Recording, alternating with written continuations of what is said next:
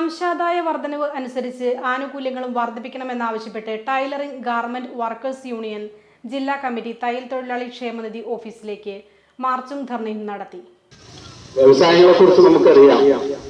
മോഡി സർക്കാർ വരുന്നതിന് മുമ്പത്തെ സാഹചര്യം ഇപ്പോഴും വ്യവസായ സ്ഥാപനങ്ങളൊക്കെ അങ്ങേയറ്റം ദുരിതപൂർണമായ അവസ്ഥയിലാണ്. ഓരോ നാളും കുറ്റിക്കൊണ്ടിരിക്കുന്നു. ഓരോ വർഷവും ആയിരക്കണക്കിനായ തൊഴിൽ സ്ഥാപനങ്ങൾ, വ്യവസായ സംരംഭങ്ങൾ കൂട്ടിക്കൊണ്ടിരിക്കുന്നു. ഒരു ഭരണകൂടം തൊഴിലാളികൾക്കും വ്യവസായങ്ങൾക്കും അനുകൂലമായ ഒരു നിയമമാണ് നിർമ്മിച്ചിരിക്കുന്നത് എങ്കിൽ തോട്ടിപ്പോവുകയല്ലേ ചെയ്യാം.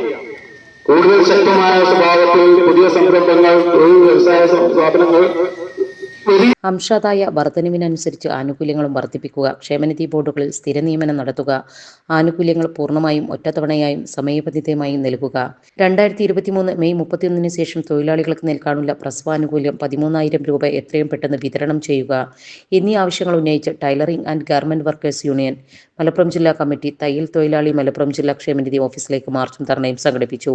നിരവധി പേർ പങ്കെടുത്ത മാർച്ചും ധർണയും tailoring and garment workers union സംസ്ഥാന പ്രസിഡന്റ് ഹംസ ഇളനാട് ഉദ്ഘാടനം ചെയ്തു.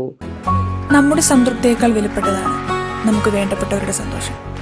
പരിശുദ്ധമായവ ഹൃദയപൂർവ്വം സമ്മാനിക്കുമ്പോൾ നമ്മുടെ സന്തോഷവും ഇരട്ടിയാകും.